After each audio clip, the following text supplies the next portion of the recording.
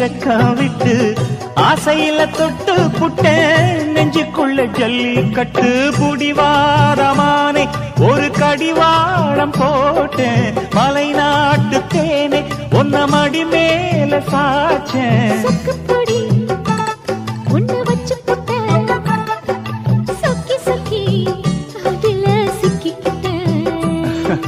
கிச்சிலி சம்பா குத்தி எடுத்தே மொச்ச குழம்பும் வச்சு எடுத்தே ஆமாடி அதுக்காகத்தான்